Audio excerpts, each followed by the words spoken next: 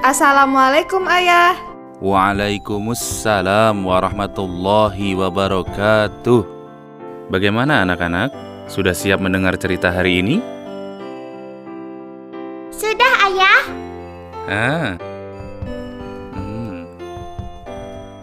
Oke anak-anak, hari ini Ayah akan menceritakan kisah tentang Kisah Nabi Daud alaihi salam. Nabi Daud alaihi salam diutus oleh Allah Subhanahu wa Ta'ala untuk memberikan peringatan kepada kaum Bani Israel yang hidup dalam kesesatan sepeninggal Nabi Musa alaihi salam dan Nabi Harun alaihi salam. Nabi Daud alaihi salam dikenal sebagai nabi yang pemberani dan juga taat beribadah. Salah satu puasa Nabi Daud adalah merupakan ibadah yang banyak dilakukan oleh umat Islam hingga saat ini. Ketaatan dan keberanian Nabi Daud sudah terlihat sejak ia muda, sehingga keberaniannya membuat Raja Tolut mengajaknya untuk ikut berperang. Mereka berperang melawan Raja Jalut dan juga pasukannya yang berjumlah lebih banyak.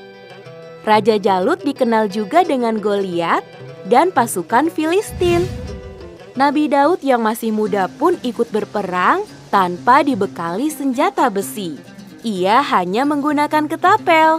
Tetapi atas izin Allah Subhanahu wa Ta'ala, Nabi Daud berhasil membunuh Jalut. Sejak saat itu, Nabi Daud menjadi orang yang dekat dengan Tolut. Nabi Daud selalu ikut dalam setiap peperangan dan ia selalu memenangkannya. Nabi Daud pun kemudian mengambil alih kerajaan yang dipimpin oleh Talut.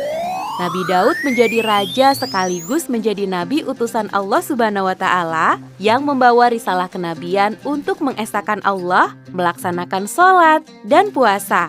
Allah Subhanahu wa Ta'ala memberikan Nabi Daud sebuah kitab pedoman, yaitu Kitab Zabur, yang menjadi salah satu kitab yang wajib kita imani sebagai seorang muslim.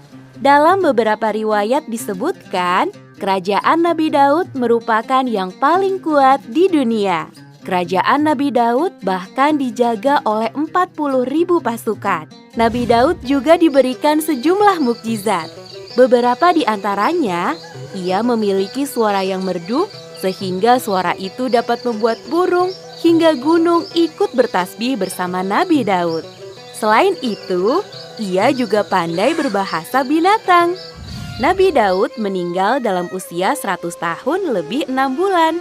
Ia kemudian dimakamkan di Baitul Maqdis.